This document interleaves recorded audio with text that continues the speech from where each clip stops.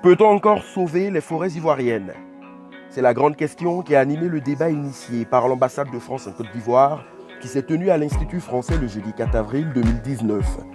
Après les élèves dans la matinée, ce fut dans l'après-midi au tour des acteurs de la protection des forêts ivoiriennes et la société civile de donner leur avis. Madame la représentante du ministre des Eaux et Forêts a ouvert la séance, suivie de la pièce de théâtre Parc national du Taï à Padra.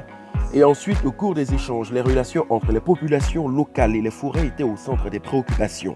Des espaces bien trop souvent grands pour une surveillance adéquate. 536 000 hectares qui emploient 100 personnes, 120 agents par exemple, est insuffisant. On prend la norme de l'UICN.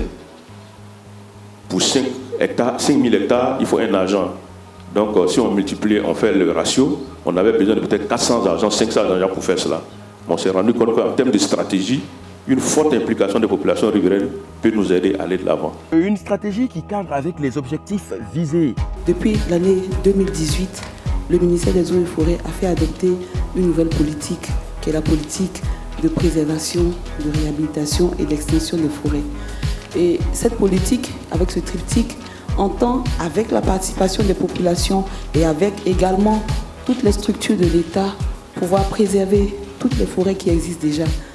Également réhabiliter les zones qui sont dégradées, les forêts qui sont dégradées, et puis avec également la bonne volonté de tout un chacun, pouvoir étendre les superficies de forêt que nous pouvons avoir pour que nous puissions recouvrer. En fait, l'objectif, c'est de pouvoir recouvrer d'ici 2045 20% de couverture forestière pour qu'à nouveau la Côte d'Ivoire, qui aujourd'hui n'en est qu'à 11%, redevienne un pays forestier selon les normes qui ont été définies au niveau international. Mais comment arriver à atteindre ce but pour un pays comme la Côte d'Ivoire où l'agriculture occupe également une place de choix?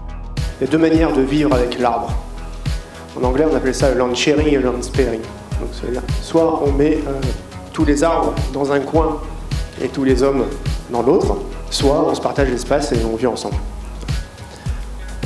L'exemple du parc national de Taï, c'est un succès, c'est indéniable, mais c'est un succès sur le premier aspect, c'est-à-dire on a mis tous les arbres dans un coin et on a, autant que faire se peut, limiter l'impact humain dans le parc. Maintenant, ce qui reste à prouver, c'est de vivre ensemble avec l'arbre. Et là, c'est l'agroforesterie qui est la voie royale dans un pays comme la Côte d'Ivoire, avec cet ensemble de cultures de rente. Selon ces explications, un arbre dans une plantation de cacao joue le rôle de régulateur climatique. Il harmonise les températures pour les plantes et aussi les éléments minéraux que vont chercher les racines en profondeur bénéficient également aux cultures, de même que les feuilles mortes qui servent d'engrais naturels.